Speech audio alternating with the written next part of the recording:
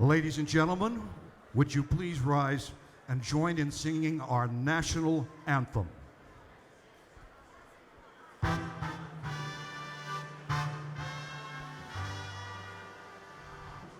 Oh, stay, can you see by the dawn's early light what so proudly we hailed at the twilight's last gleaming, whose broad stripes and bright stars through the perilous fight o'er the ramparts we watched were so gallantly streaming, and the rocket's red glare, the bombs bursting in air, gave proof through the night that our flag was still there.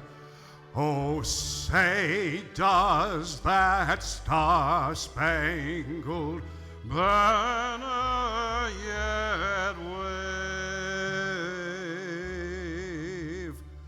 o'er the land of the free and the home of the brave?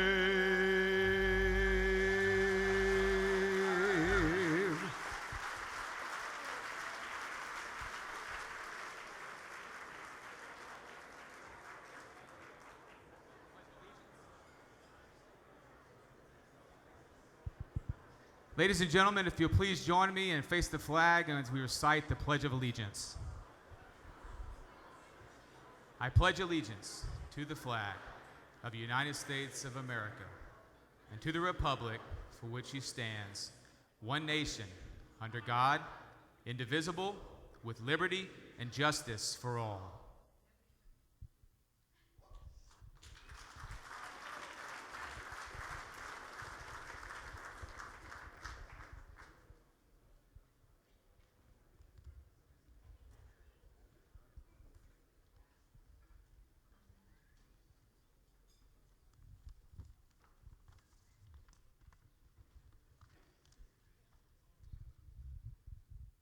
Our Father is God, to thee, author of liberty, to thee we sing. Long may our land be bright with freedom's holy light. Protect us by thy might, great God, our King. Let us pray. Almighty God, we ask your blessings upon us at this dinner, remembering and honoring Robert Bartley. Help us always to remember with St. James that every good gift and every perfect gift is from above and comes down from the Father of lights, with whom there is no variation or shadow of turning. Graciously grant your peace to this world, especially in the Korean Peninsula. We pray for all of those afflicted and affected by natural disasters here in the Americas, in the Antilles Islands, in Mexico, and especially the multitude of Americans injured and rendered homeless in Puerto Rico and the Virgin Islands. Bless and inspire President Trump and all in our government. Bless your servants, the men and women of our armed forces. Bring them home safely after their service in harm's way. May they be guardians of peace in a dangerous world. Bless our conversation, be present at our deliberations. Let our speech and actions be those of men and women cognizant of you and reflective of your justice and mercy. Bless this banquet in which we are about to share, and keep us always aware of and concerned for those who will not eat so well tonight. Heavenly Father, united in our love of liberty, which is your gift, we come to you from many creeds and traditions, and we pray to you in and through the paths we walk to your kingdom. I myself make my prayer through Jesus Christ. Amen.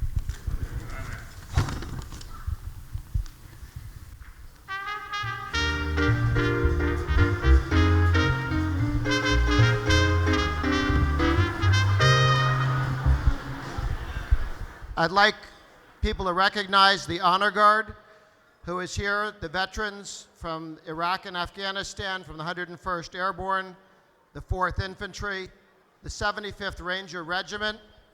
Guys are trying to honor the military here, if we could get our seats.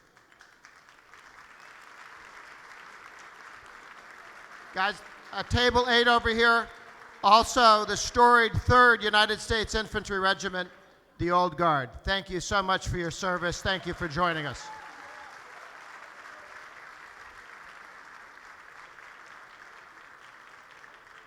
I hope tonight everyone will take a chance to notice on the back of the program the sponsors for this evening. Thank them, read the entire list during Bob's talk, but they make this possible and the work of the American Spectator possible. Folks, welcome, friends, allies, fellow travelers on the 50-year journey that has been and is the American Spectator. It's been a 50-year running battle with stupid and pompous and self-important.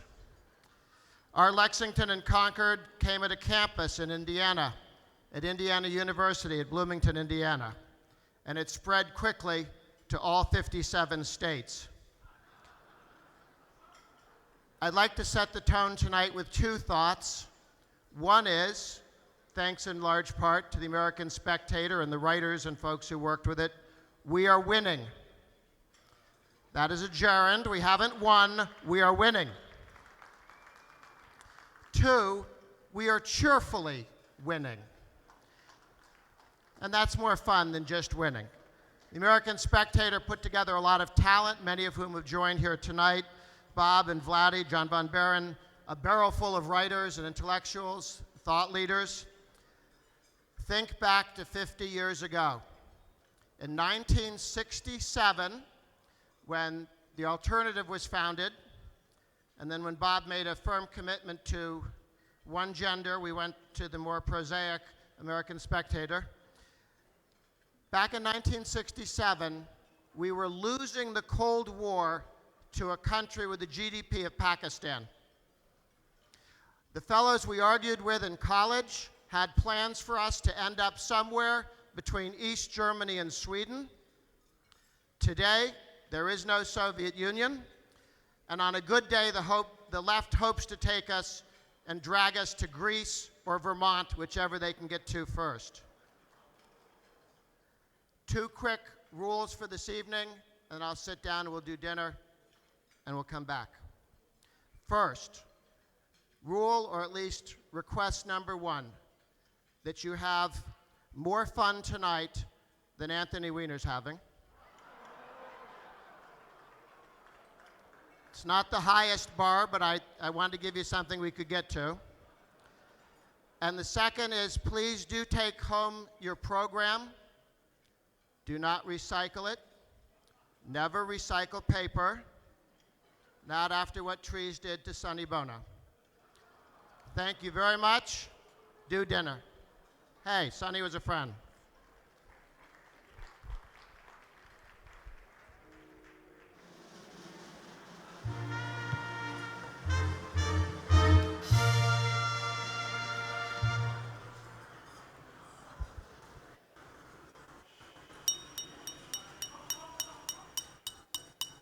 Ladies and gentlemen, my first announcement is that this American Spectator bourbon tumbler, which you'll find right up against the flowers, is for you to take home.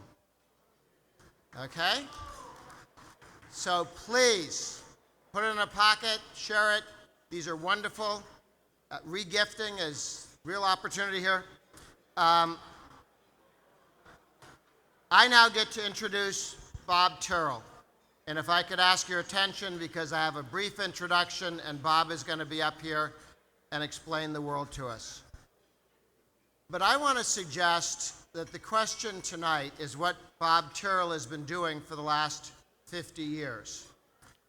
And while there have been a lot of successes, a lot of people in this room's lives have been touched because they wrote for Bob, for the American Spectator. They enjoyed reading it. They shared it with friends. It became part of the modern center-right conservative Reagan Republican movement. But I want to make the following assertion, and I believe it to be true.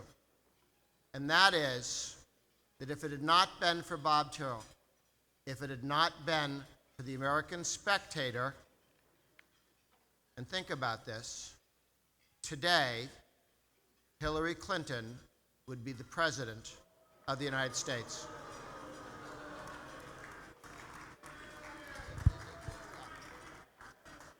If you were to make one of those It's a Wonderful Life movies,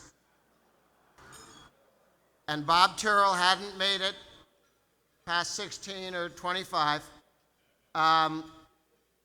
imagine what the world would be like, because the American Spectator was alone in taking on the Clintons. Today, you notice that the entire establishments decided to take on Trump, one after another, from football players to comedy show hosts, to the networks and the televisions. But it was a lonely job when the American Spectator and Bob Tyrrell took on the Clinton machine.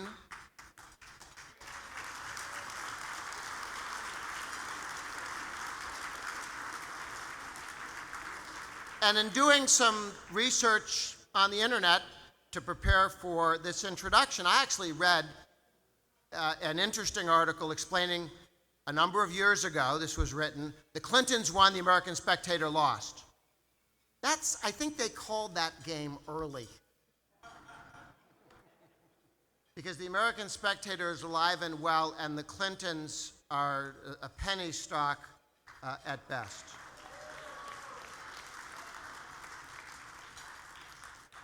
But let's look into this dystopian alternative future that came this close to being reality. I mean, you guys are all laughing about this. Guys, this almost happened. This came very, very close to happening. And if you want to look at what stood in the way, the American Spectator has a better argument that they stood in the way than any other structure.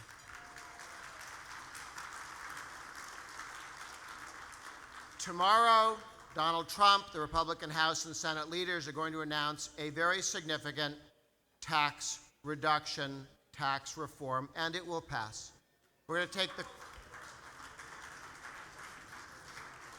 the corporate rate from 35%. There are only 4 entities in the world with higher rates than ours. You don't know how to spell any of them.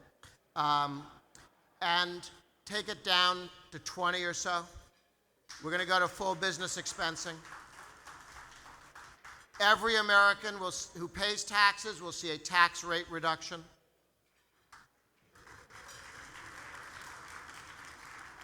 We're going to have repatriation so that the $2.5 trillion of American company earnings overseas, that right now all the foreigners are busy touching, okay? All our money, they touch it and they dive in it like Scrooge McDuck. And we're going to bring all that money back to the United States and create jobs and opportunities here. I would remind you that when Hillary Clinton ran for president and almost won, her position was a $1 trillion tax increase that she admitted to over the next decade. She wanted a carbon tax, which was not part of the trillion. She had no rate reduction for any American or any company, period. And she was talking about the VAT being a very interesting idea. The Supreme Court of the United States, had it not been for the American Spectator, no Gorsuch. Who knows who we would have had?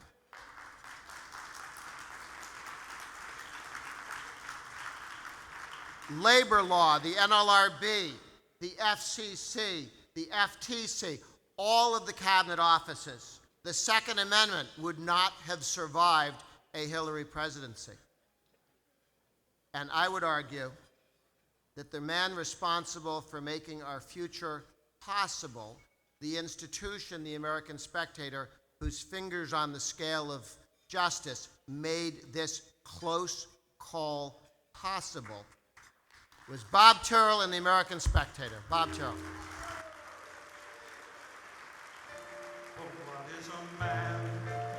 what has he got? If not himself, then he has not to say the things he truly feels, and not the words of one who kneels.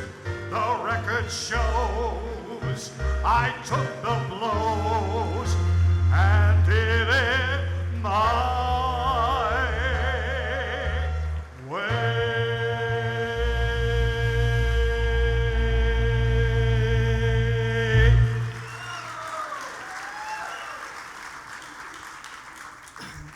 You guys make me feel like Che Guevara, please.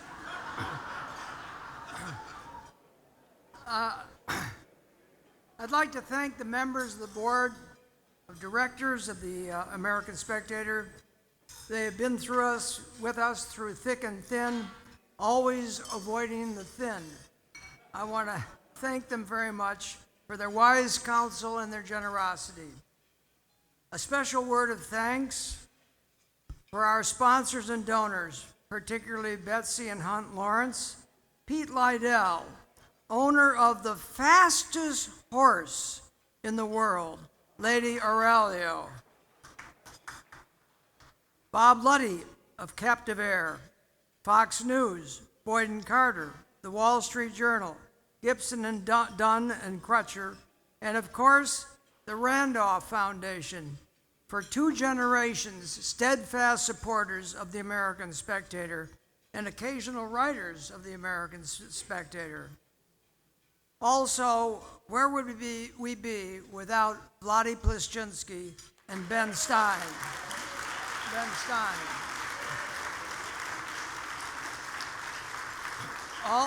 Also, for the president of the foundation, Donald Reich, and Melissa McKenzie, our managing editor, and for the general utility, especially the general utility man, especially this year's commemorative issue, Roger Kaplan. Where is he, Roger?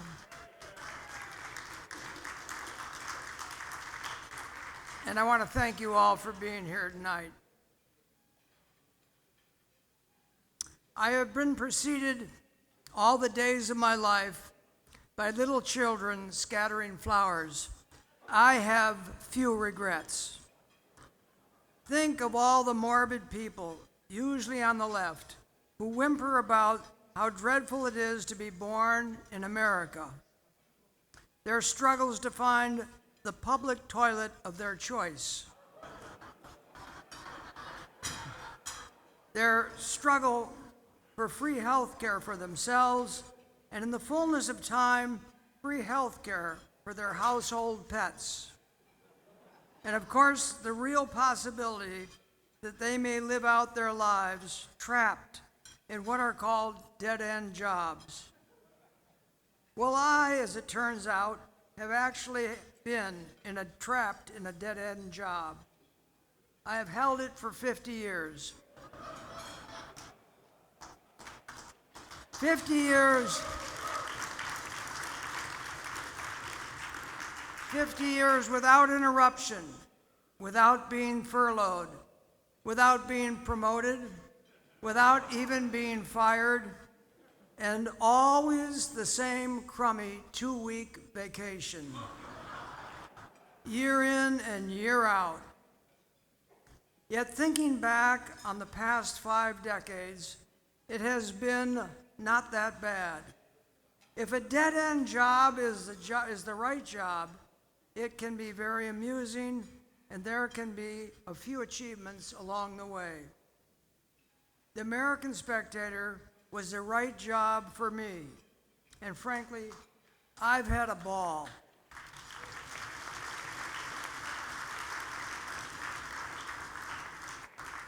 So has Vladi had a ball. And so have scores of others who have written for the American Spectator and moved on. If Hillary Clinton had taken a job with us, it's a possibility, she might have greeted every day with a smile on her face and a spring in her step. Happy, happy Hillary.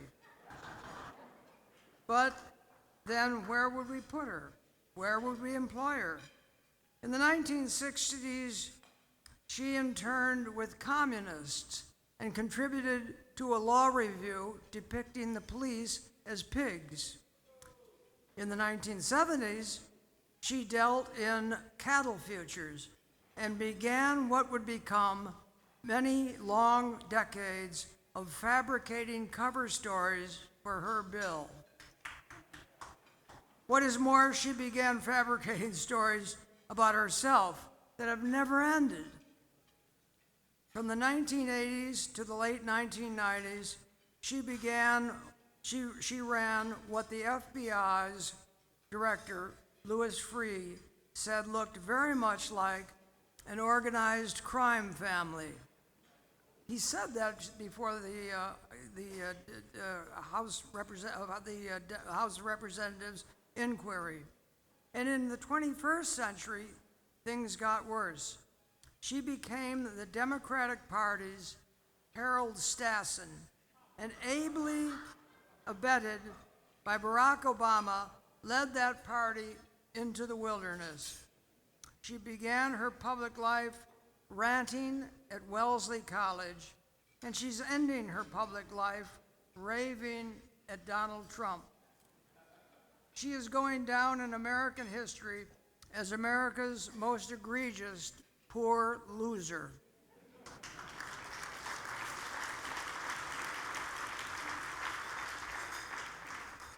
We founded our magazine 50 years ago in a farmhouse on 40 acres, just outside of Bloomington, Indiana. Today, the magazine is lodged in an office building just outside Washington, D.C.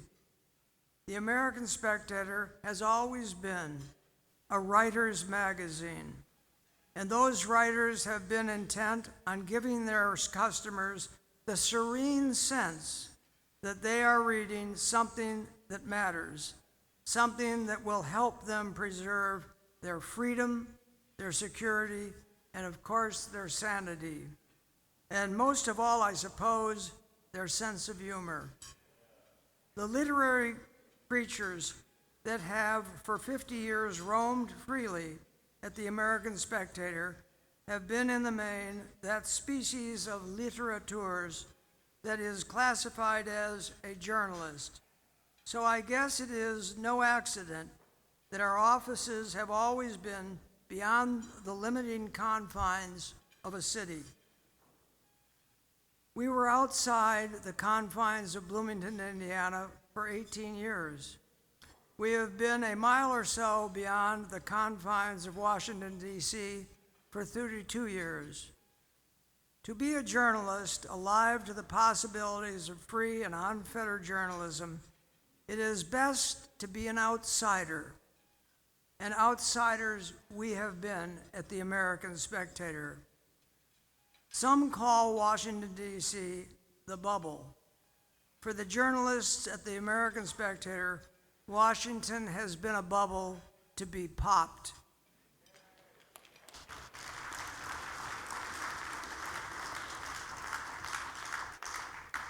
We began in the late 1970s siding with the defeated Barry Goldwater. Our bumper stickers were on our jalopies. We ended the 1960s fighting against the enemies of Richard Nixon and the silent majority. Though personally, I was with Ronald Reagan, and I campaigned for him in Indiana as early as 1968. Throughout the 1970s, Reagan was our man. Jimmy Carter was an amusing dunce. Jimmy still is an amusing dunce, though Barack Obama has given him stiff competition in recent years. Reagan's presidency, however, was for us sheer bliss.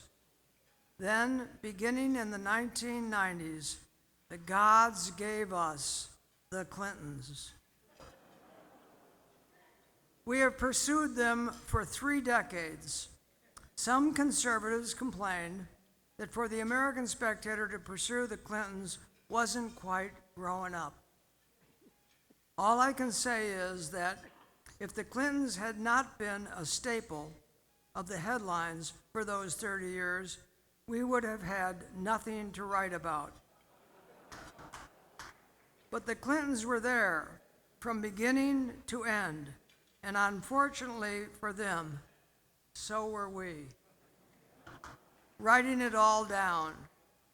Our skittish critics, who had chided us for our so-called obsession with the Clintons, missed what Seth Lipsky of the New York Sun has called the political scoop of the last 30 years. One family's destruction of the Democratic Party. Moreover, these wobbly-kneed journalists have been left with absolutely no claim to membership in what Hillary called the vast right-wing conspiracy. The wobbly-kneed ones are not a part of it. In point of fact, the great Bob Bartley recognized that Hillary, when she intoned her infamous conspiracy, was referring to the American Spectator's spreadsheets, which she had somehow gotten her prehensile hands upon. It is all revealed. I can cite this. It is all revealed in Sidney Blumenthal's memoir, The Clinton Wars. There, Hillary's faithful servant reveals that an unscrupulous stockbroker of mine, Bud Lemley, brought to the White House the American Spectator spreadsheets, and Hillary concocted her conspiracy theory. The Clintons then hauled us before federal inquiries and grand juries. They made the American Spectator the most thoroughly investigated magazine since John Adams used the Alien and Sedition Acts to go after Benjamin Bosch's publication, The Aurora. Unlike the Francophile Bosch, in the end, we were exonerated. The Clintons have never been exonerated. We are still standing. Hillary is going from defeat to a defeat. In time, even I shall shed a tear for her. For 50 years, we have raised hell and flown the flag. Putting the Clintons in jail would have been a genuine public service. But at least we played a role in Bill's impeachment. And 18 years later, we played a role in the Clintons' unanticipated car wreck. It was very satisfying to be, once again, the only clear conservative journalistic voice supporting the presidential candidacy of Donald Trump.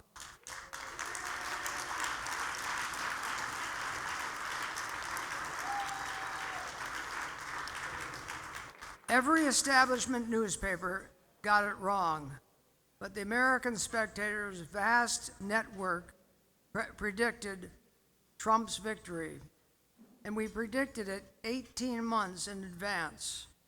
Donald retired Hillary and her husband, who incidentally isn't aging very well, is he? So much for the therapeutic value of zoo sex. Can you imagine what Anthony Weiner will look like in 20 years?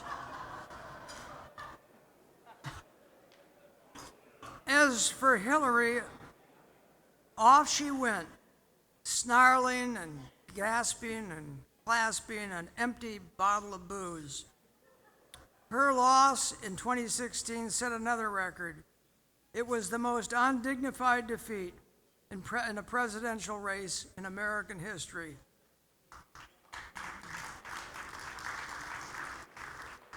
And with the publication of her latest book, her ghastly decline continues. I am proud to say the Spectator played a role. We even tossed in a few speeches for Donald, free of charge. We have been joyful outsiders for 50 years. but we have never been alienated from our country.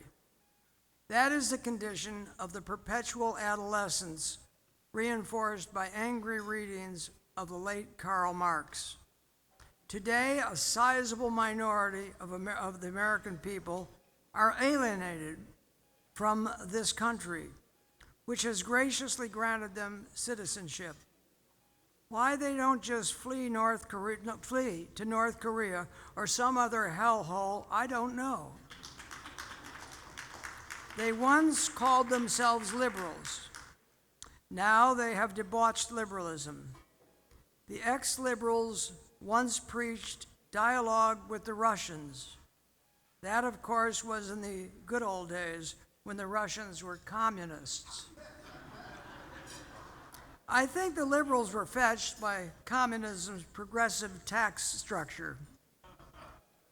We call this annual dinner the Robert L. Bartley Dinner because the late editor of the Wall Street Journal picked us up when things were at their grimmest. George Gilder had heroically rescued the magazine, but it needed yet more cash. An offer came from a prospective buyer. Bartley, sensing danger, convened dinner at a restaurant in Lower Manhattan. There, in one of Gilder's finest hours, instead of selling it to someone else, he just gave it back to me for $1.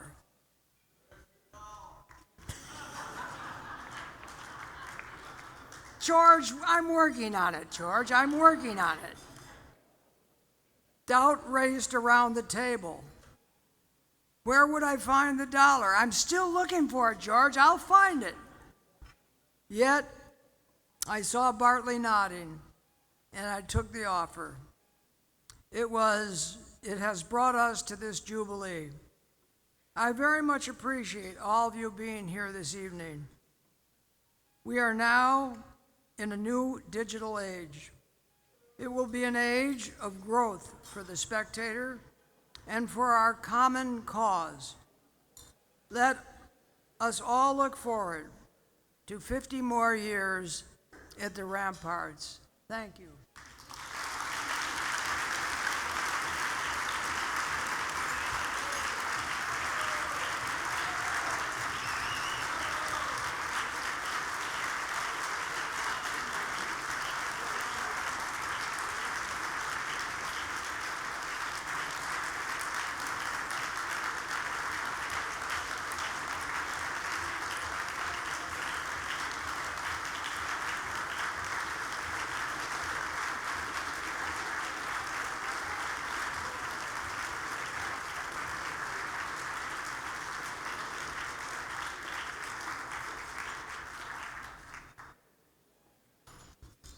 Are we doing a video or are we going straight to the awards? Straight. Adams, Okay. Adamley, Adamowski, Bueller. Thank you, Ben. Video. Of all the introductions I've received, that was the most recent. From the standpoint of the American Spectator, it's an amazing group of people, and it shows you what you can do if you let this great country go. If you unleash the spirit and the brain and the everything in the country. I've been a reader of the American Spectator for, since I was in 5th grade, actually. So it's almost going on 3 decades. I've been reading American Spectator for about 20 years. I've been an American Spectator reader for about 10 years now, ever since I've been in D.C. They give me a very nice perspective on what's kind of happening in the conservative world right now. It's kind of hard with so many news outlets telling you what to believe, but they're kind of a constant, and it's nice to get a very solid opinion on what's happening. Well, it's great to support the American Spectator. It's a wonderful publication, and it's great to be here tonight to support it. I've been reading the American Spectator on and off for 20, 30 years. I go to the American Spectator when I want to learn the facts of what's going on in the world, and then I love to turn to the editorial pages to learn what people who know more than me can say about certain issues that are going on in the country. The American Spectator has been a huge part of my political coming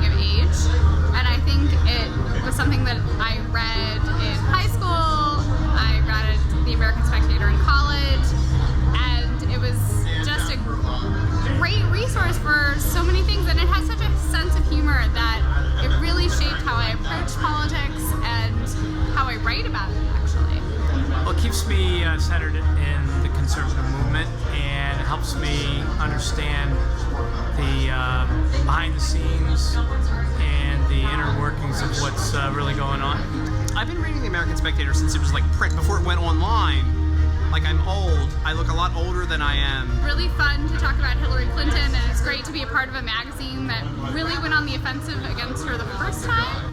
Hillary has been a special interest to the American Spectator for 25 magical years. Saturday, December 4th, 2010. Hillary writes to Cheryl, "What does FUBAR mean?" Your foreign policy, Madam Secretary.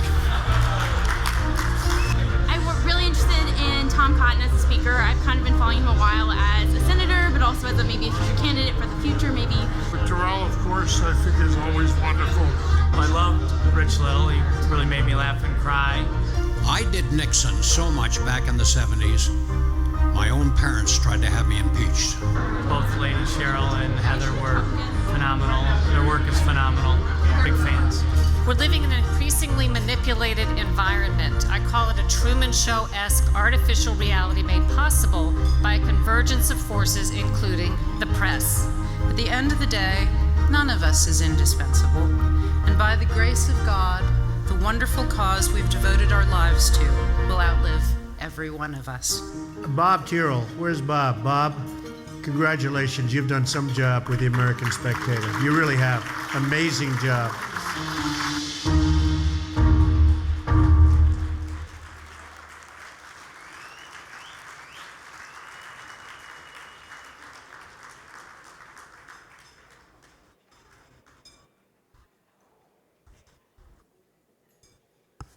Now, if Andrew Ferguson could come up to the stage to bestow the Barbara Olson Award this year. Andrew has a long history of work with the American Spectator, and thank you.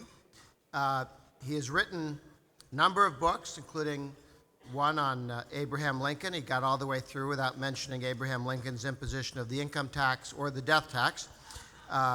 We're going to get rid of the death tax this time, and we're working on the income tax. Andrew Ferguson.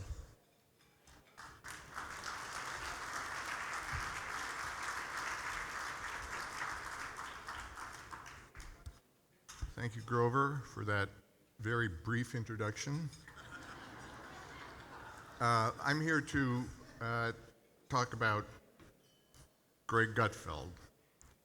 When people close the... I guess I can stop here. It's not bad.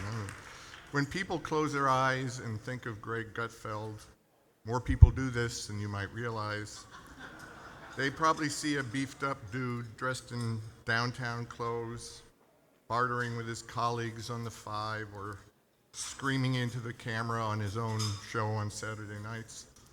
But when I close my eyes and think of Greg, which I don't do that often, I see a skinnier and much younger fellow with a thick head of tastefully moussed hair and a 50-pound sack of mail slung casually over his shoulder, trying desperately to impress the female interns and failing.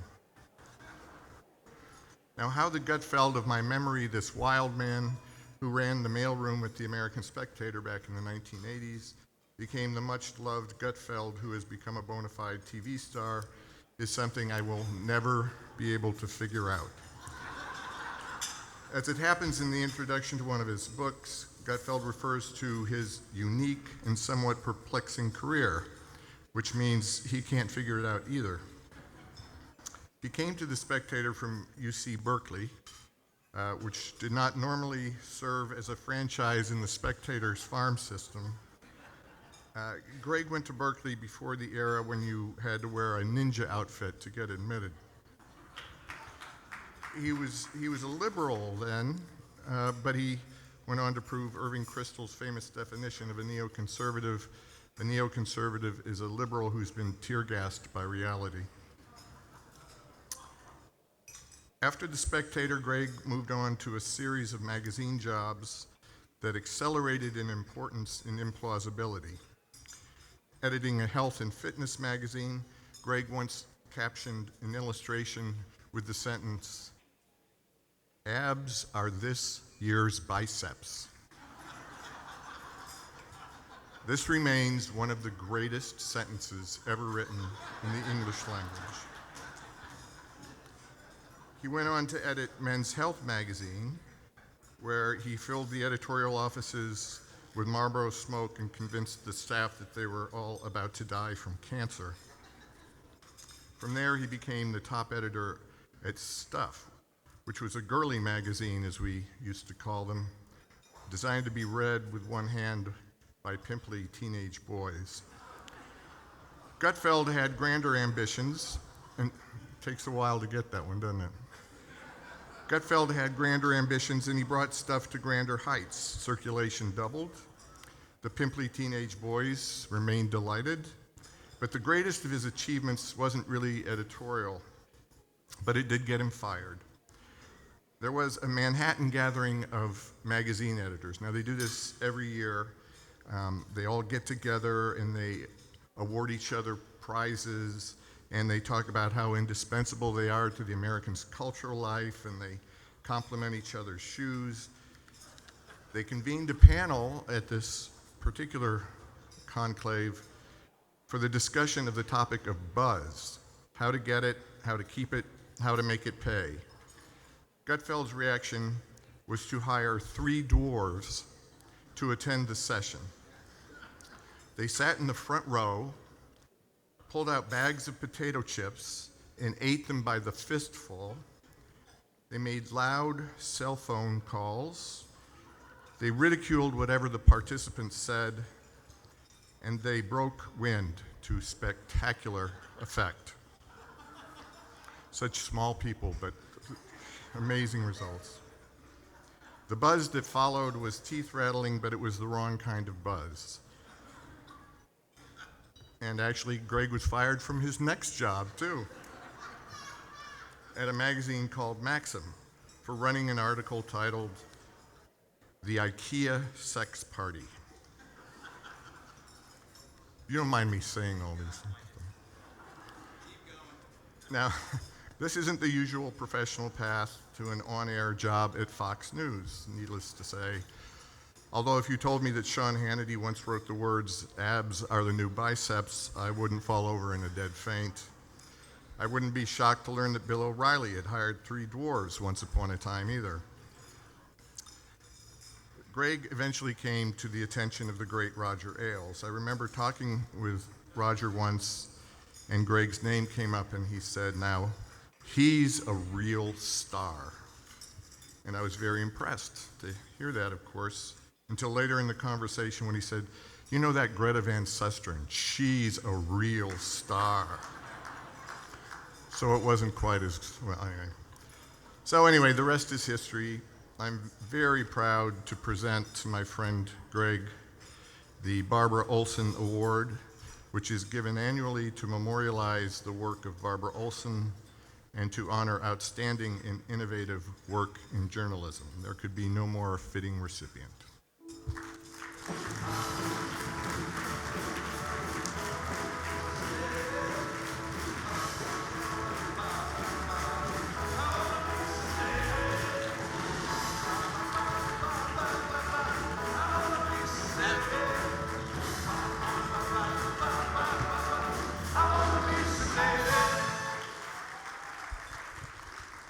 It was probably not a good idea to choose the song "I Want to Be Sedated" when you're sitting next to the Attorney General of the United States.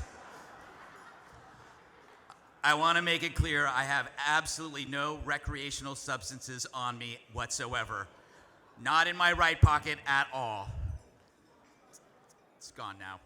All right, thanks, Andy, for that wonderful introduction. And thank you. Barbara Olson's is an amazing person. We know who she is and what happened to her and how brave she was. And I could talk about those things, but then somebody tells you something that you didn't really expect to hear about somebody that is actually more interesting. And I'm sitting at the table, and I have notes here that I was going to talk about what I find important about Barbara Olson, the fact that she absolutely shows no fear. She showed no fear anywhere, and I'm the opposite. I'm a terrified human being wherever I go. I'm just a walking neurotic bug. So it's like I always look up to people who are fearless, and she was fearless. And I thought about, and I've written about this, the idea of when you're trapped in a situation of anxiety, to think about what happened on 9/11, whether it's Todd Beamer or Barbara Olson and the choices that they made, makes your problem seem trivial. But Ted Olson was telling a story. He was just sitting there next to my wife, and he was talking about how he found out when his wife got in a car accident. And she'd gotten in a car accident. He found out because they were meeting for dinner, and she showed up for dinner in the car with the airbag deployed. So she got in a car accident, the airbag deployed, but she still came to dinner. That's kind of amazing. And in a way, I think that's a better description of what kind of person she was. I'm not going to let this little accident get in the way of a fine steak. So she got to Morton's, which I thought was amazing. First of all, I want to thank some people. I want to thank, first of all, myself. If it wasn't for me, I wouldn't be here. I got myself here. I got on the train, I showered, I did all this stuff. If I hadn't done it, I wouldn't be here. So thank me, Greg. Thank you. Anyway. American Spectator. Okay, so a lot of people, I was sitting next to the Attorney General Sessions, talking about the American Spectator. Has no idea that was my first job. That was my first job outside of college, was in the mailroom at the American Spectator. The American Spectator changed my life. I'm not joking. I was a sophomore at Berkeley. I didn't understand what was going on around me. I didn't understand what politics was, or at this point, what identity politics was, why people didn't like me. I didn't get this. And I was at Berkeley, and people would shout at me for no reason at all. I had no idea. A friend of mine looks at me, realizes that I'm bewildered or perhaps drunk, and he hands me this oversized magazine. It was the strangest looking magazine I've ever seen.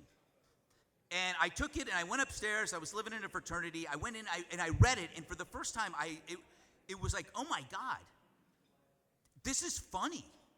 And you could actually have fun and be funny and not be a liberal, because for the longest time, the assumption was they owned that turf. That was theirs. They were the people having a good time. You were the Dean Warmer of Animal House. You were that guy. They were Bluto. But American Spectator said, no, you can actually be Bluto. You could be smart Bluto. And they could be Dean Warmer. And as we have seen, they are Dean Warmer. Barack Obama, a younger Dean Warmer. Hillary Clinton, Dean Warmer, in a pantsuit. By the way, Barbara Olson, she wrote probably one of the most devastating books on Hillary Clinton. I don't know if you remember it. It was called Hell on Fire. It's a shame that the most devastating book ever written by Hillary Clinton now is by Hillary Clinton. I mean, what happened is actually more devastating than Hell on Fire. How ironic is that? Anyway, that was an aside.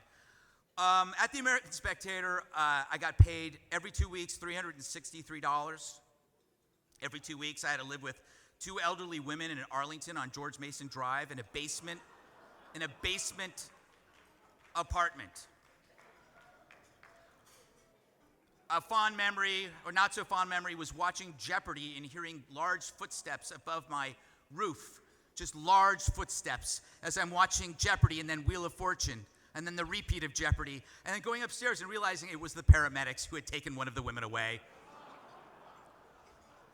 This is how I lived. But this is what you did for your first job, right? You did what you could. I moved to Arlington, an interesting place. I got to know Bob. Bob, the first day, I don't even know if Bob remembers what he asked me to do on the first day of the job, but I will tell you. He said, Greg, I read somewhere that if you have 3,000 books, you're a library. I need you to go to my house, and I need you to count all my books. Do you remember that? Yeah. Oh, I remember it. So I had to drive up there. This was the first day of my job, and I had to go through his house and count every single book, and it was so gratifying that there were only like 1,200. But I lost count a lot of times. So there might have been 3,000. But I don't know where he got the idea. He must have read it somewhere. But anyway, that's what I had to do. That was but I have, the American Spectator was a really fun place to work because it was such an interesting idea. It was a hive of interesting people. And I keep thinking about this as an idea that, like, when you think of the people that work there, I jotted down some names here. Whether it's Ben Stein or Tom Wolfe, P.J. O'Rourke, Bill McGurn, Vic Gold, Tyrrell, Ferguson, Gladwell, Joe Queenan, Bob Bartley, George Gilder, Paul Johnson, Taki, Fred Barnes. Where is the documentary on this? It's like they have done documentaries on the most pointless things on the planet. I know because I watch all of them. Where's the documentary on this interesting creation that's been around for 50 years in which attracts all these unusual talents, and these talents end up going into other places, including, of course, myself. I consider myself the biggest one of all. No, kidding. Anyway, if there's anybody out here that wants to do a documentary on the American Spectator, I will be the executive producer, which means I won't do anything. But the amazing thing about the Spectator was that it was fun. And I think what you're seeing for the first time in my history is a fun president. Kind of a fun president. It is, and it's weird. It is weird to have a fun president because you're not supposed to have one. I can admit, even when I was working on the 5, that I didn't quite understand at times what it's like to have a fun candidate. He's not supposed to say that. He's not supposed to do that. Then I realized, my God, I'm a hypocrite. He's just doing what I do, and he's running for president. It's like, what an idiot I am. And it dawned on me that the things that he was doing, it was words, it was fun. He was trolling. He was trolling an institution. And it's something that I'd been doing. It's something the American Spectator has been doing. It's something that we all were waiting for, in a way, to steal a phrase from Barack Obama. He's the troll we were waiting for.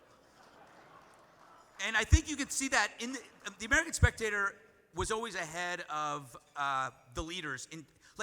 You can't make certain jokes in front of politicians. Well, guess what? Now you can. Because the politician is making jokes that are even more crude than yours. It's freedom. Anyway. One great memory I will, and then I'll move on from American Spectator, was one of the great things about working at the American Spectator is I got to meet Ronald Reagan. Ronald Reagan picked two houses a year to go visit and have dinner, and so he picked Bob's because he read the American Spectator, liked the American Spectator. So I asked Bob if I could be there when President Reagan is there, and he said, "Sure, great, come like at noon or whatever." Translation: you're going to be mowing the lawns, which I did, and washing some windows. There are two really key memories of that. Well, three. One was meeting President Reagan. I was at the window in Bob's living room, and I was watching the motorcade, which looks like a Christmas tree on its side. All these lights are going forward, and I'm just watching. And then I turn around to talk to somebody, and there's President Reagan, and he's standing right behind me. So it was a complete decoy, and he was drinking a screwdriver, a virgin screwdriver, which is just orange juice, but it was a screwdriver. Nonetheless, I'll have a virgin screwdriver. Reminds me of a movie I made. Anyway, so I was broke. So anyway, I go up to him. It's the only time only time I ever met President Reagan. And I remember what I said to him. I walked up to him and I said, "Mr. President," nothing. I was like Juan Williams on the 5. Made no sense. That was an easy joke. That was an easy joke. Now I'm going to feel really guilty about it and tell him about it and apologize. But anyway, we had to sit in the kitchen. Andy Ferguson was actually at the dinner because somebody got caught in the rain. I think it was P.J. O'Rourke. So Andy was there, and there was Midge Decter, Bob, and these people. And I was in the kitchen, and I was just sitting there, and I was looking, and I noticed that President Reagan hadn't really, he ate maybe a third of his chicken. So I figured, if there's one thing I'm going to do is I'm going to eat his dinner. So when everybody got up, and this is, it took a sly move on my part, but I watched. And when I got to the table and I grabbed his dinner and I took it and I ran into the kitchen and I ate it. There's probably a scientist somewhere who will say that maybe I have Ronald Reagan's DNA still inside me. And in a healthy way. Don't be disgusting. But anyway, this is now, I can say that I shared a dinner with Ronald Reagan. And I owe that, again, to Bob Tyrrell and American Spectator. I would never have had that opportunity. The American Spectator, you heard enough about it, but it was a changing point in my life. It made it okay to be funny, and to use the British term, take the piss out of your enemies and make them the stodgy type.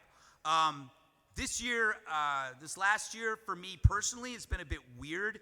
The apartment that I'm living in, there was somebody above us who had not cleaned their drains.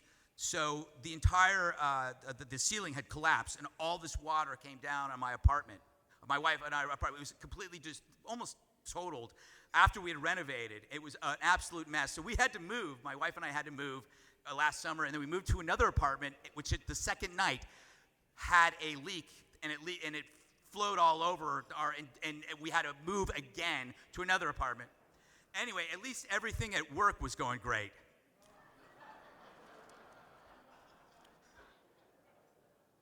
I say that because who I want to thank most of all is Fox News. It has been a crazy year, but the resiliency and the strong bonds in that company allowed this company to survive more crises than you could possibly imagine. One of these events in any company would have been a problem, but the very fact that Fox News rolled on with a strong audience and a kernel of great people says a lot about that place. And it's got the fire and the fury, to quote Donald Trump, of a great company. And I'm very, very proud to be at Fox News, and I couldn't be at Fox News if it wasn't for the American Spectator. So thank you. And thank you for this.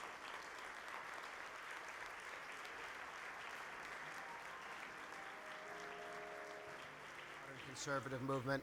Heather.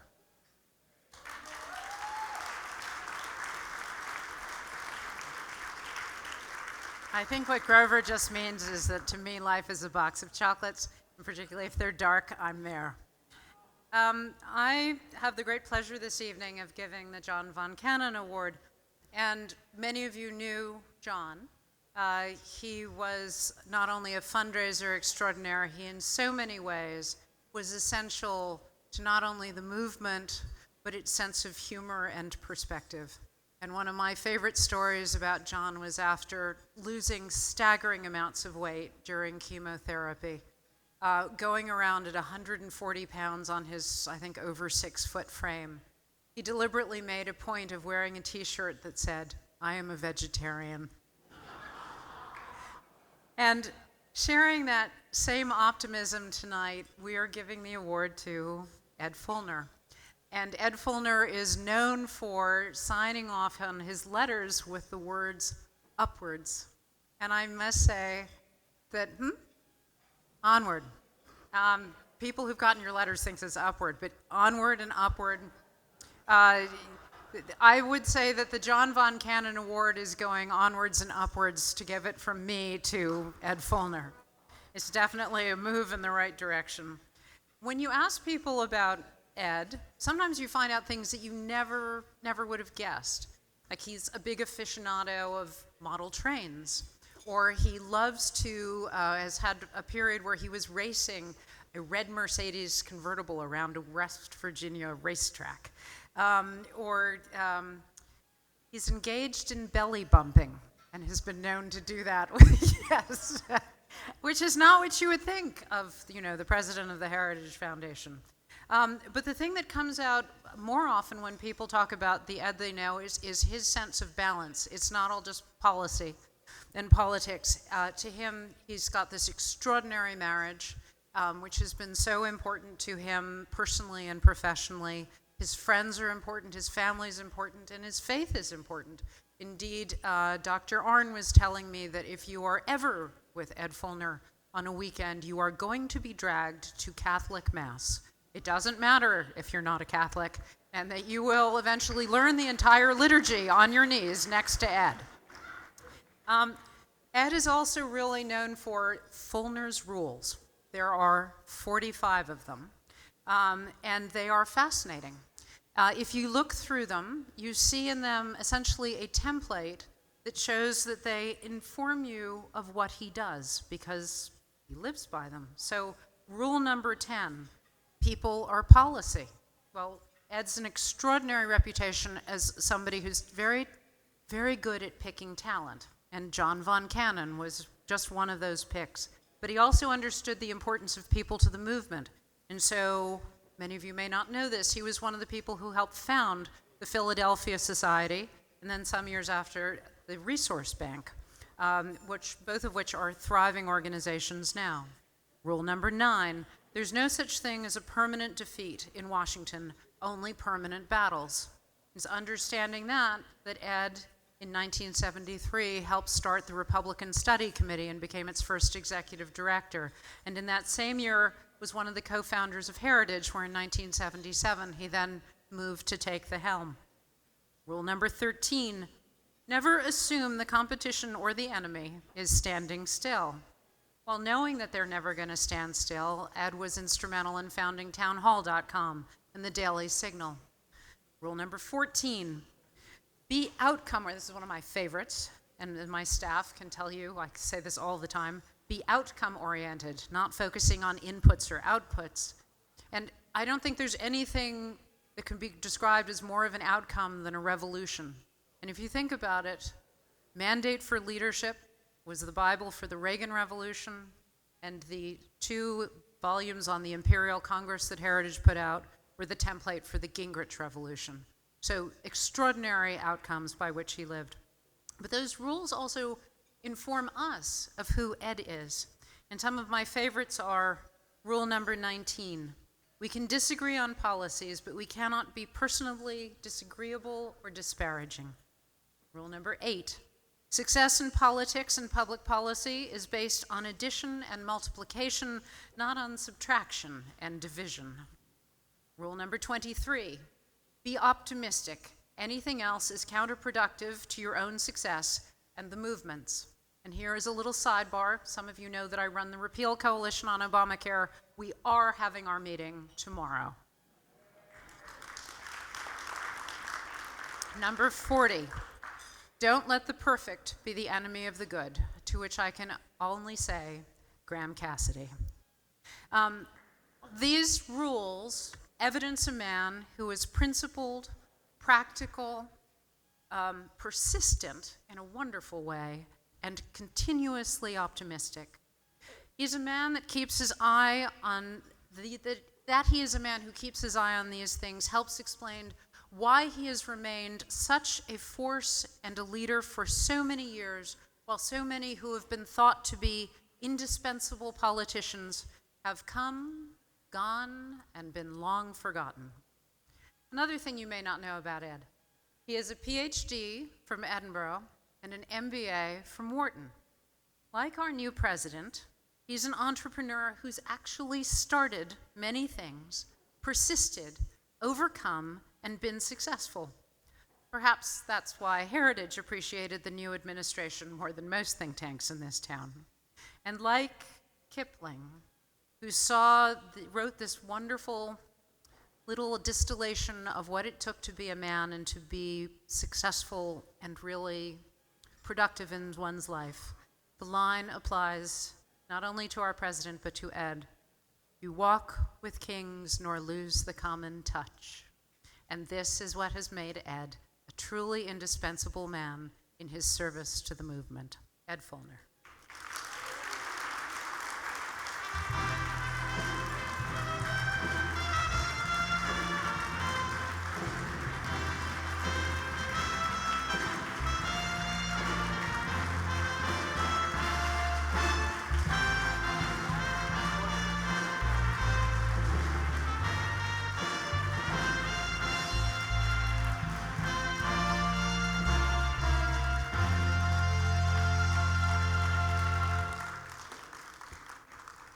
Wow. Thank you, Heather. And to finish with that quote from If is particularly moving. If only John, the Baron von Cannon, were here with us tonight, you can all imagine the jokes he would be telling.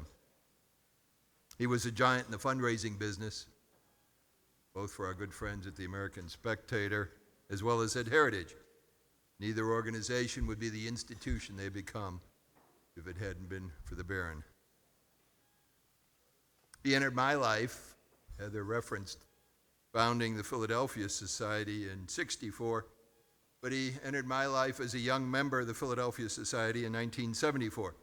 We struck up a friendship, and a couple years later, I stole him from Bob, and for more than 35 years, we were colleagues at Heritage. From his earliest days with us, he reminded us that Heritage is built on relationships between Heritage and our supporters. He never viewed himself as a rainmaker, rather as a matchmaker. When he met potential supporters, he'd spend time listening. He wanted to learn what their values, their issues, and what their goals were. And then he'd put them together. Sometime it wasn't with Heritage, it would be with a state think tank, it would be with another organization that was a better fit. That's the way the Baron was. As for Bob, I've known him since the Spectator's earliest days, when we were cavorting on beach in Malibu one time with our late friend Dick Larry. And back then it was called the Alternative. Then the liberals came and stole the word alternative and changed the meaning, as they so often do. The alternative came to mean alternative cultures, alternative lifestyles that had nothing to do with promoting conservatism. So the renamed American Spectator stopped those annoying errant phone calls to the magazine that were meant for the local hippie commune or some clandestine Bloomington, Indiana pot seller. Sorry, Mr. Attorney General, but there were some, I think, back in Bloomington. I'm a straight-laced Illinois guy, but those Hoosiers, I don't know. At least that's the rationale the Baron used to tell me about why you changed the name, Bob. I think that might be true. But the Heritage Foundation and the American Spectator sure do go a long way back together. We opened for business in '73, and the two entities were tiny peas in a very small pod that was called the Conservative Movement. By the time Ronald Reagan was elected president, as Heather noted, we produced Mandate for Leadership, which was designed to pull America back from the frayed liberal edges which it had deserted. And many of the writers for that Mandate for Leadership also wrote for the thriving American Spectator, making both the Mandate for Leadership and the American Spectator must-reads for anyone interested in this blossoming conservative movement. Today, we continue to fill that role, and I believe we're both must-reads, anecdotes to the liberal press's poison. In his 1992 book, Bob, who seemed to enjoy crack-ups, talked in 1992 about the conservative crack-up. He reminded us that to become deeply rooted in a nation's life, a political movement must also be relevant among the people who make the culture. And that is so telling in terms of that unique niche, really, that the Spectator fills today. We think we are good companions to the Spectator in the unstoppable force in bringing the reality of that idea to fruition. Whether you're talking about the American Spectator or the Heritage Foundation, you're talking about how the conservative movement has changed, is changing, and will continue to change. So my dear friend Bob, I thank you very much for your great work that you have done and will continue to do with the Spectator on this special night of celebrating half a century, this extraordinary institution. I'm honored to receive the John Baron von Cannon Award. Thank you, Bob.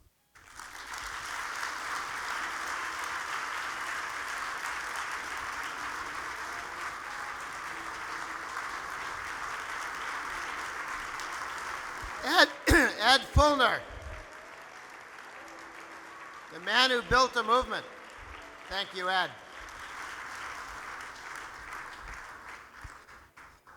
Because of the American Spectator, because of men like Ed Feulner, I got a call today from Fred Barnes, who was asking about, is it important for Trump to go out and give a bunch of speeches to sell tax reform? Because Reagan did. And I said, well, Reagan had to go out and convince the country to convince the Congress to support tax reform, because Reagan was one of a handful of Reagan Republicans in Washington, D.C. when he was elected.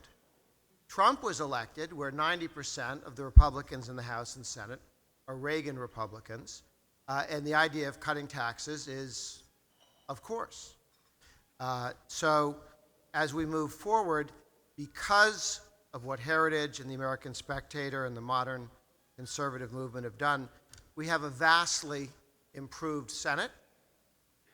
Not everything we could use, but vastly improved. And a vastly improved House, not perfect, but infinitely different. I mean, think back to 1981.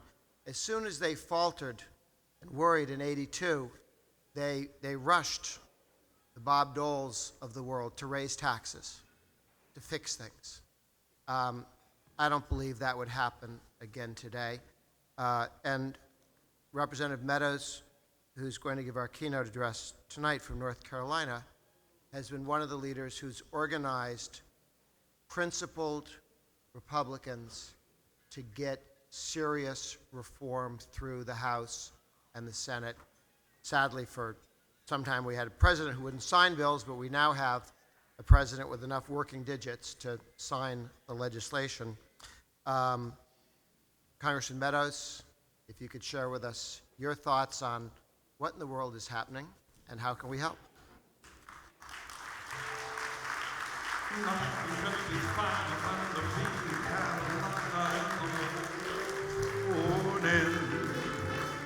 Nothing could be sweeter than my sweetie when I see her in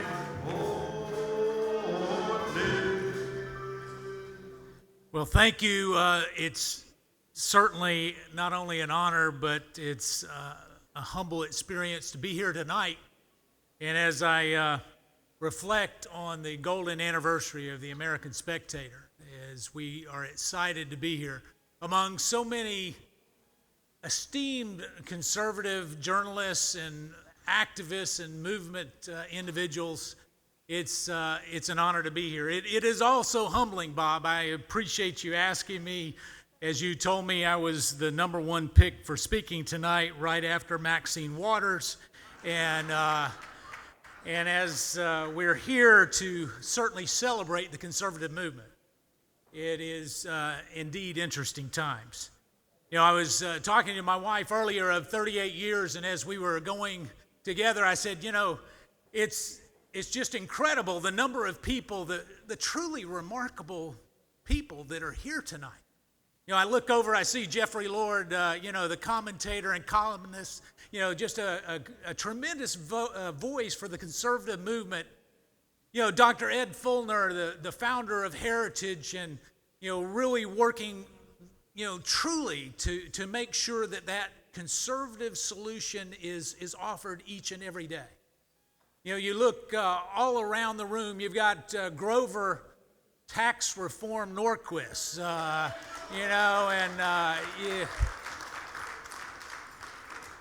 even pointed out Ben Stein, and my wife said, who? I said, Ferris Bueller, Ben Stein, and I was starting to just well up with unbelievable pride, and I said, honey, just truly, how many great men do you think are here tonight? And spoken like a true wife of 38 years, she said, there's one less than you think there is. And so it is certainly with joy that I get to share and stand before you tonight, recognizing that humility that certainly brings me here tonight. But I just want to start by saying thank you. Thank you for being truth tellers. Thank you for truly and remarkably being able to share the story of what is actually happening amongst the clutter of so many narratives and headlines that would have you believe that this nation is a liberal nation and not a conservative nation.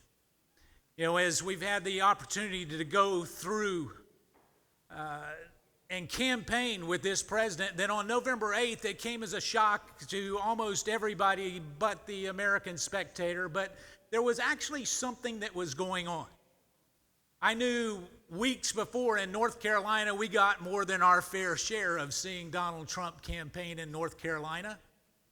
And as I went from one side of the state to the other, where you started to see homemade signs popping up all over North Carolina, where on one night before a rally where we were trying to go to the other end of the state, by the way, there was not a plethora of members of Congress willing to campaign with somebody at that particular point because they thought he was going to lose.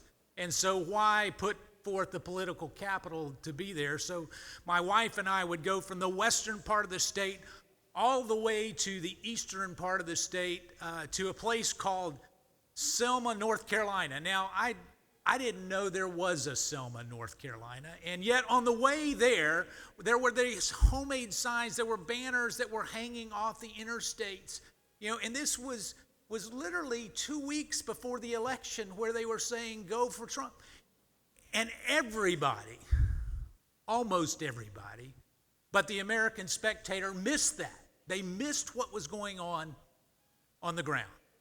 So we get there to Selma, North Carolina, and there are more pickup trucks in Selma, North Carolina than just about any place in the world. But before we get out, I mean, minutes, 5-6 minutes outside of Selma, there were people lining up the road, you know, waving the American flag. And once again, being proud of our country because they felt like at least this particular nominee would quit apologizing for America's greatness the way it should be. And I'm here to tell you, we've got to quit apologizing. We need to recognize our greatness.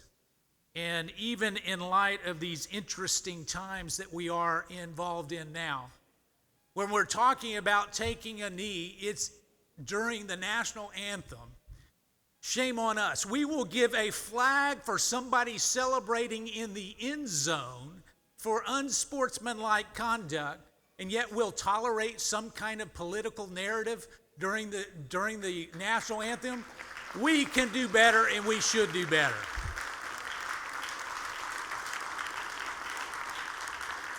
Now, I'm telling you, if you live long enough, everything will happen to you. And I'm reminded of a story that is a true story. All the stories I'll tell tonight are true stories, but I'm reminded of a true story that actually happened shortly after I was married.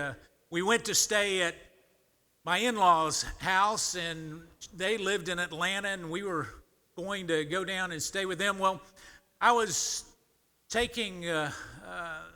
in the middle of the night in my skivvies, I went to the bathroom and I decided that this was the critical time. And as I got back out to take a right-hand turn to go back into the bedroom that we were sleeping in, I was sleepwalking. And instead of making a right-hand turn, I made a left-hand turn and proceeded to go into the master bedroom. Well, that wasn't bad enough. I proceeded to crawl into bed with my mother and father-in-law. Between them, I wake up to her dad rubbing my back and her mother saying, "What's he doing here?" So if you live long enough, everything will happen to you. But I share that story because the question was, how in the world did I get there? And I would ask you the same question tonight. How in the world did we get where we are today, where we start to tolerate some of the things that are going on? We have 3 people that were put in jail for handing out the Constitution on a college campus because they were violating a free speech solicitation order for that college, Kellogg Community College. And yet, how can we look when we're passing out a Constitution, how that somehow invades on the rights of the individual? We have gotten too politically correct where we think that we have to censor everything. How did we get here? Well, one way that we can make sure that we don't get there again is to continue to let those speakers of truth, the journalists that are here, those who continue to spell out what is right and what is wrong, is to make sure that it holds the rest of the media accountable. And so I want to encourage you to stay inspired and stay in the fight to do exactly that.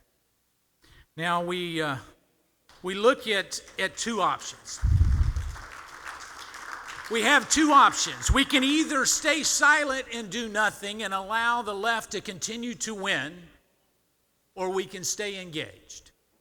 Now, I'm looking out at a number of people who truly are staying engaged each and every day, sometimes at great personal peril.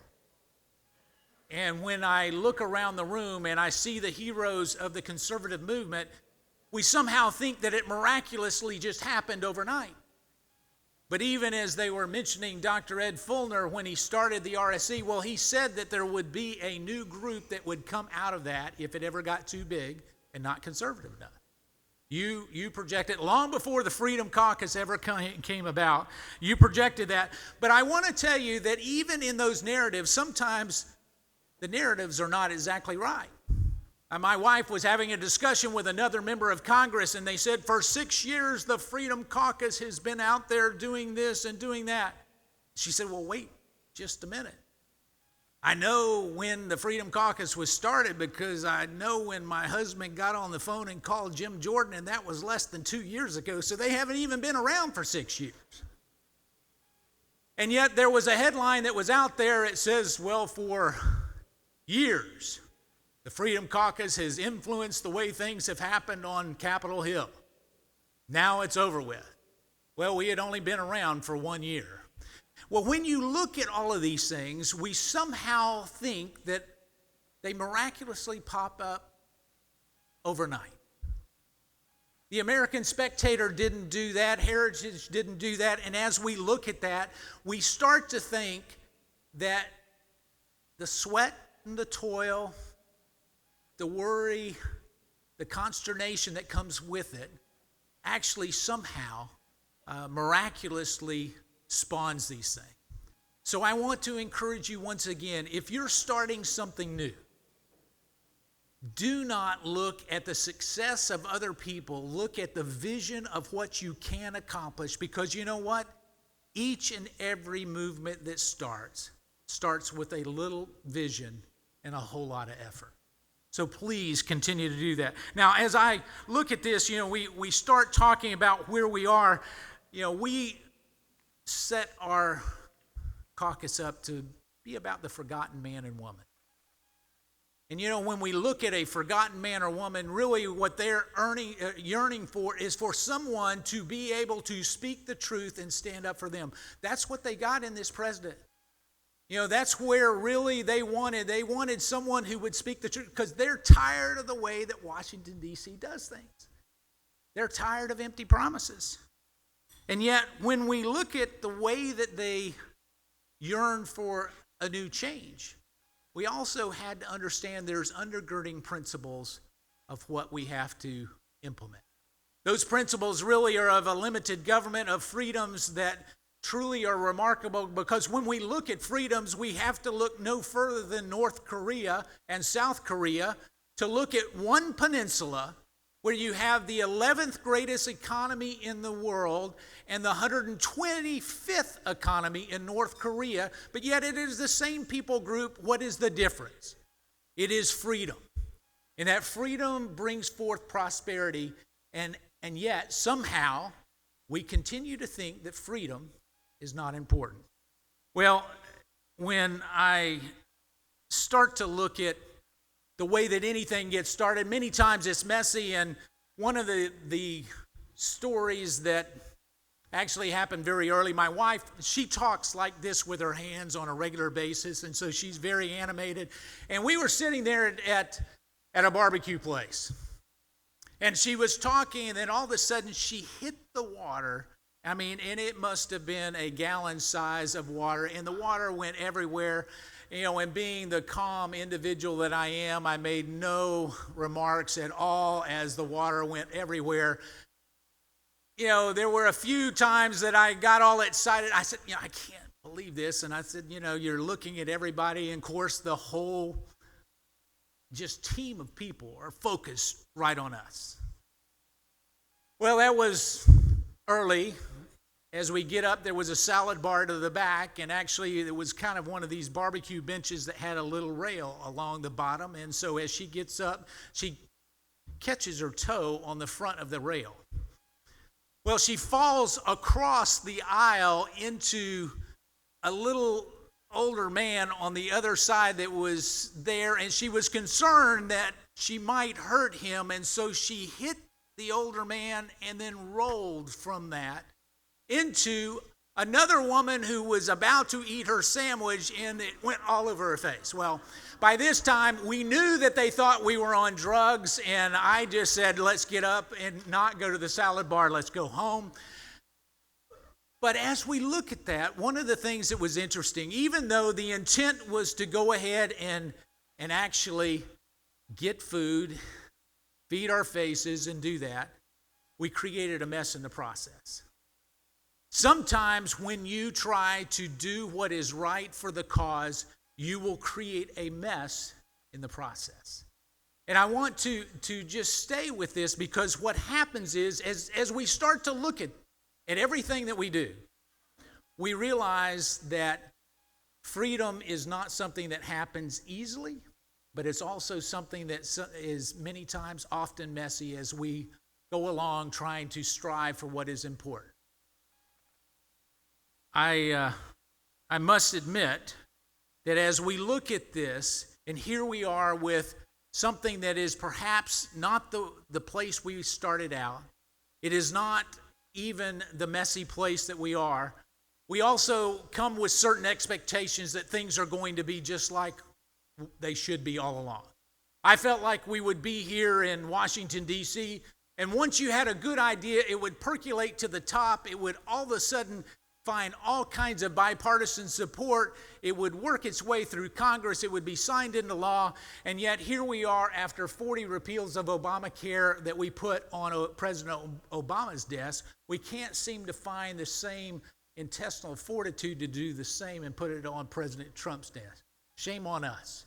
We need to make sure that we stay good to our word. It never hurts you to do what you said you were going to do.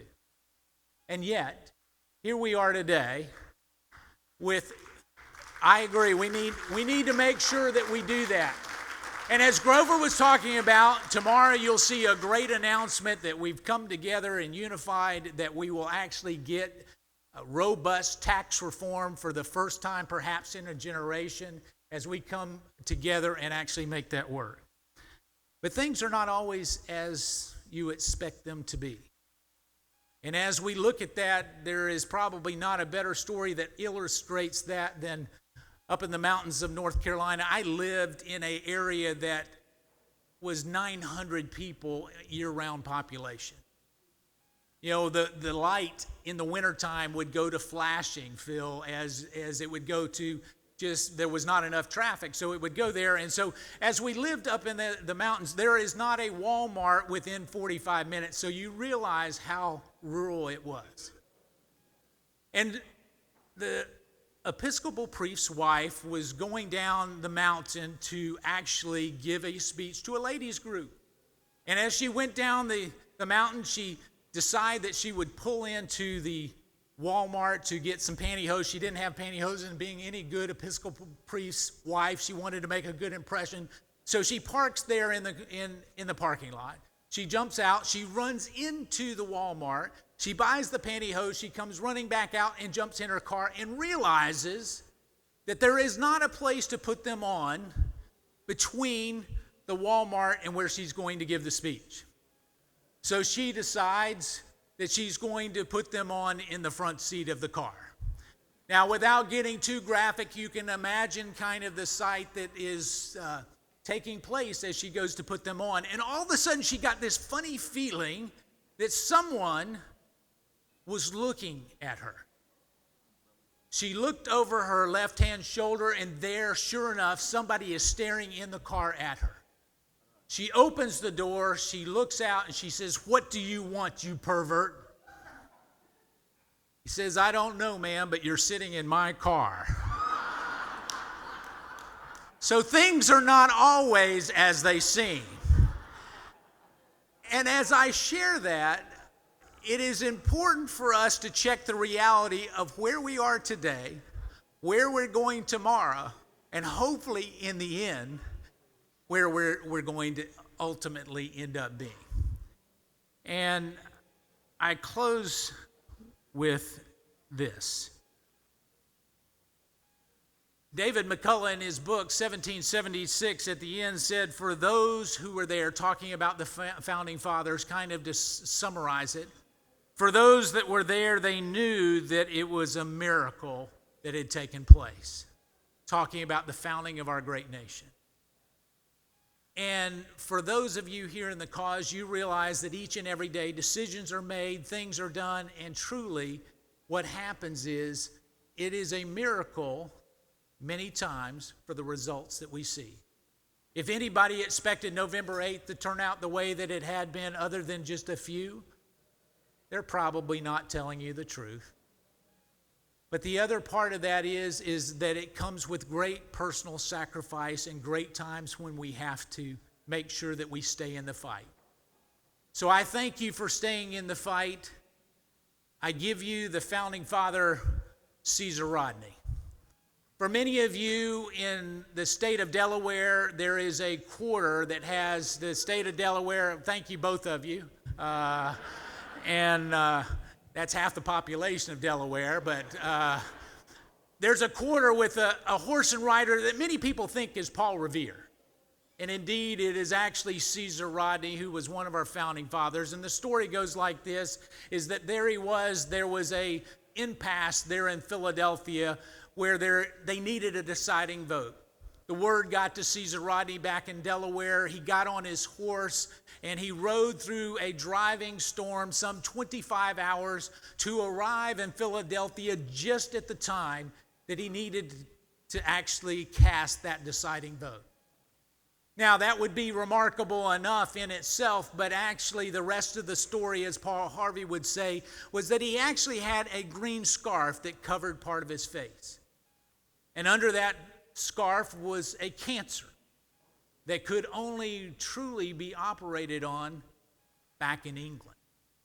So he was driving to cast the deciding vote for the founding of this great nation, making a sacrifice that could very well cost him his life. He did it with no personal regard. And I ask you tonight, you have been engaged in being part of a movement that is greater than any one person. Are you willing to make a sacrifice that perhaps is not even as great as Caesar Rodney? To stay in the fight, to make sure that you inspire people, to make sure that you cover journalism in a way that is not only uniquely clear and true, but also speaks truth into the lives of a movement that, quite frankly, can never be drowned out. I believe that you are. It's an honor to be with you in that fight. I thank you for being the Caesar Rodneys of today. Congratulations on a golden anniversary. God bless you, and God bless America.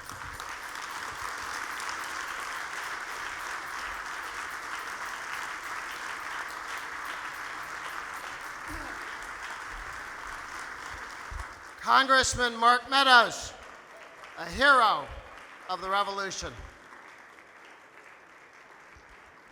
What a wonderful night. Thank you, Congressman Meadows. I think tonight's raised, to many of us, a question. When midgets play miniature golf? Do they know? I think the answer to that is in so many things is found in Scripture. I suggest in I Corinthians. We see the answer. But to close this evening, I get to introduce Ben Stein. Ben Stein has written for the American Spectator since 1973. Since 1973. His column, if you missed any, go back and catch them. They are fun, they are funny, they are moving, they are educational. They are what makes the American Spectator what it is. Ladies and gentlemen, I give you the lovely and talented Ben Stein.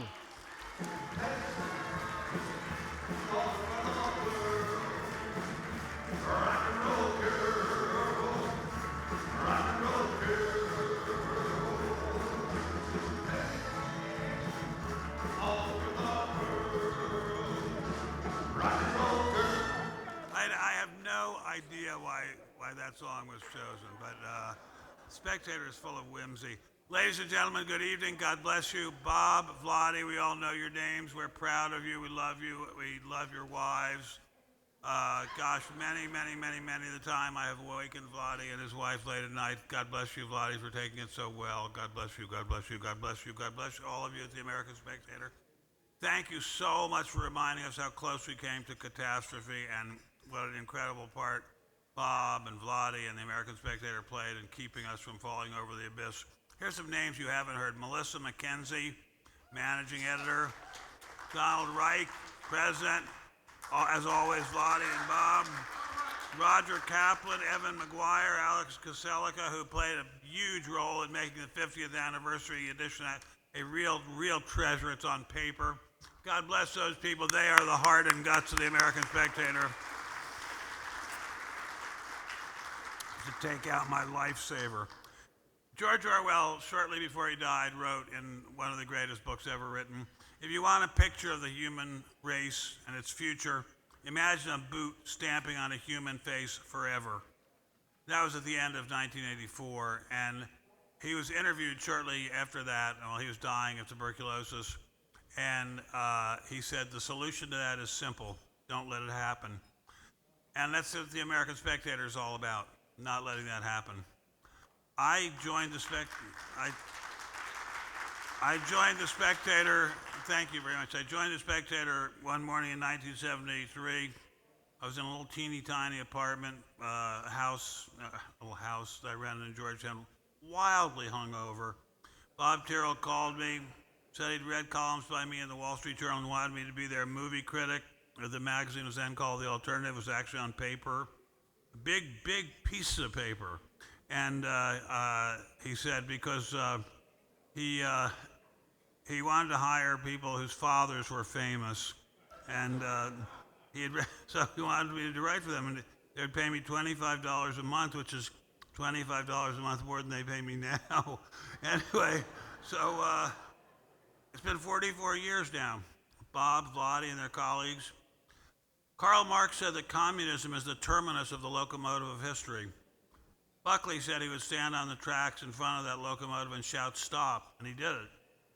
And then Bob stood up and said, and smile when you slow down, Mr. Engineer, because the situation is just so ridiculous that the most fortunate, freest, most prosperous society in the world would be castigated as fascist, that the most racially free and open society in the world would be called racist, the most wicked lie going in the world today, that America is a racist country, that the most privileged young people in the history, the Democratic Party has no platform anymore, no platform at all. The only thing they can do is just say racist over and over and over again. Nothing else they say works. Anyway, that the most privileged people in America, young college students in America, would whine about being mistreated and repressed, having their little feelings hurt. It's just insane. And the men who wanted to save the lives of young girls were anti-woman. Bob Vladi said this was ridiculous, had to stop. And many other names from the Spectator that long gone, some to other places, and some to the great reward in the sky. But still, pick up any day's issue of the New York Times. All you read is Orwellian lies. Freedom is slavery, ignorance is strength, war is peace, America is a racist nightmare. Bob and the Spectator said that was all nonsense. That makes Bob and Vladi and all of us dangerous people. Orwell said, I mean, this man was very, very smart. George Orwell said, in times of universal deceit, telling the truth is a revolutionary act. That makes us all in this room revolutionaries.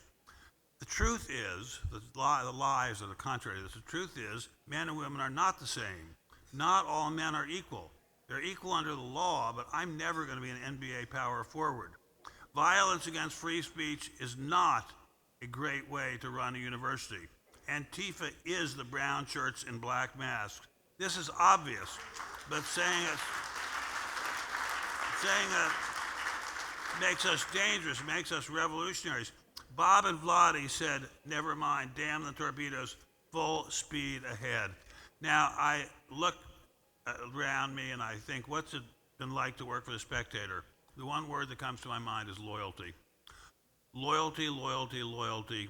Good writing, sense of humor, loyalty, loyalty, loyalty. No fear of telling the truth. No fear at all. You can write anything for the Spectator. It can't be obscene. It can't be explicitly obscene, anyway. When I think of the Spectator, I'm going to close right now because it's been a long evening. When I think of the Spectator, I think of someone who we would not have been for, and we would not have campaigned for, but who said words that I think should be the motto of the American Spectator, and that was John F. Kennedy, who I would not have voted for had I been old enough to vote.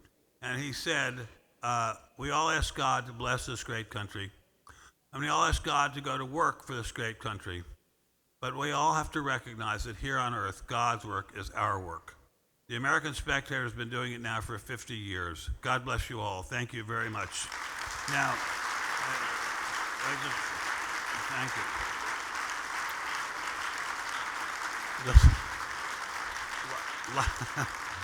Life is about the details, so let me just tell you that I've been ordered by the powers that be. Take your glasses. They're souvenir glasses. Take your book, your souvenir book, and there's a Reagan umbrella waiting for you when you leave. God bless you all.